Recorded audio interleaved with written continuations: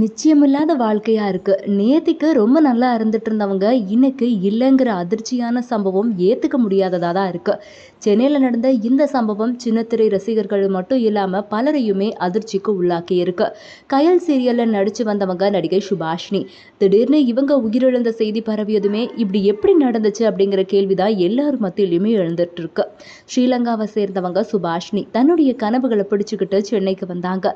சின்னத்திரையில ஒரு நல்ல இடம் பிடிக்கணுங்கிற ஆசையோட போராடி வந்த அவங்களுடைய முயற்சிக்கு பலனா சன் டிவியில ஒளிபரப்பாகக்கூடிய கயல் சீரியல்ல ஒரு முக்கிய கதாபாத்திரம் கிடைச்சது. அது மட்டும் இல்லாமல் நிறைய படங்கள்லையும் நடிக்கிறதுக்கான வாய்ப்புகளும் அவங்களுக்கு கிடைச்சது. வெளியில் பார்த்தா ஒரு சாதாரண சீரியல் நடிகை மாதிரி தான் தோணுவாங்க. ஆனால் அவங்களுக்குள்ள எவ்வளோ கனவுகள் இருந்திருக்கும், எவ்வளோ போராட்டங்கள் இருந்திருக்கும் அப்படிங்கிறது யாருக்குமே தெரியாது. சம்பவம் நடந்த நாளுக்கு முன்னாடி வர சுபாஷினி சமூக வலைதளங்களில் ரொம்ப ஆக்டிவாக இருந்தாங்கன்னு சொல்லப்படுது. வழக்கம் போல தன்னுடைய வாழ்க்கையை ஓட்டிக்கிட்டு இருந்திருக்காங்க. ஆனால் ஒரு குடும்ப பிரச்சனை, ஒரு மன அழுத்தம், தவறான நிமிஷம் அதே அவங்களுடைய வாழ்க்கையை முடிவுக்கு கொண்டு வந்துருச்சு.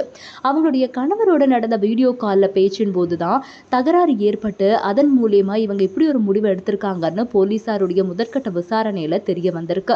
இந்த செய்தி வெளியானதுமே சினிமா வட்டாரமும் ரசிகர்களும் மிகப்பெரிய அதிர்ச்சியில மூழ்கி இருக்காங்க.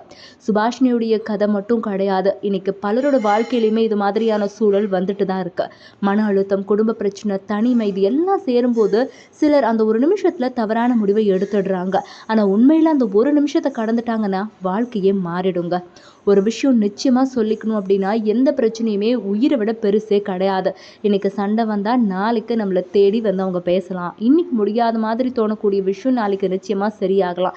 ஏன் சரியாகாம கூட போலாமே, போயிட்டு போட்டோம். இன்னைக்கு நம்மளை புரியாதவங்க என்னைக்காச்சும் ஒரு நாள் நம்மளை புரிஞ்சுக்கிட்டு வரதான் போறாங்க. அப்படியே வரலையா தூக்கி போட்டுட்டு போயிட்டே இருக்கணும். ஆனா இதுக்காக உயிரை வந்துட்டு நம்ம விடுறதுங்கிறது ரொம்ப ரொம்ப சரியில்லாத ஒரு விஷயம். மனசு கஷ்டமா இருந்ததுன்னா அது உள்ளே வச்சுக்கணுங்கிற அவசியமும் கிடையாது. ஃப்ரெண்ட்ஸ் கிட்டயோ இல்லை ஃபேமிலி மெம்பர்ஸ் கிட்டயோ இல்லை நமக்கு ரொம்ப நம்பிக்கையாக இருக்கக்கூடிய பர்சன்ஸ் கிட்டயோ நம்ம பேசலாம். சில நேரங்களில் ஒரு பேச்சே வாழ்க்கையை காப்பாற்றி கொடுத்துரும். சின்ன திரையில இன்னும் பெரிய அளவில் வர வேண்டியவங்க இவங்க. இன்னைக்கு பல கதாபாத்திரங்களில் ரசிகர்களை கவர வேண்டிய இவங்க அந்த பயணத்தை இவ்வளோ சீக்கிரமாக முடிச்சுக்கிட்டாங்கங்கிறது ரொம்ப வருத்தமாக இருக்கு. அவங்கள பார்த்து ரசித்தவங்க இன்னைக்கு ஒரே ஒரு கேள்வி தான் கேட்குறாங்க, இவ்வளோ நல்லா இருந்த வாழ்க்கை ஏன் இப்படி முடிஞ்சுது?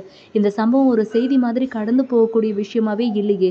இது ஒருவருக்கும் ஒரு நினைவூட்டல் தானே. எவ்வளோ பிரச்சனை இருந்தாலும் பேசுங்க, அதை ஷேர் பண்ணுங்க. ஆனால் இப்படிப்பட்ட முடிவை மட்டும் எடுக்காதீங்க. உயிர் இருக்கிறதுனால தான் எல்லாமே சரி செஞ்சுக்க முடியும், எல்லாமும் சரியாகவும் முடியும். சுபாஷினி அவங்களுடைய இறப்பு அவங்களுடைய ரசிகர்களுக்கும் சரி, சினிமா பிரபலங்களுக்கும் சரி மிகப்பெரிய அதிர்ச்சியை ஏற்படுத்தியிருக்கு. எல்லோரும் அவங்களுக்கான இரங்கலை தெரிவிச்சுக்கிட்டு இருக்காங்க. நாமளும் நம்மளுடைய இரங்கலை அவங்களுக்கு தெரிவிச்சுக்கலாம்.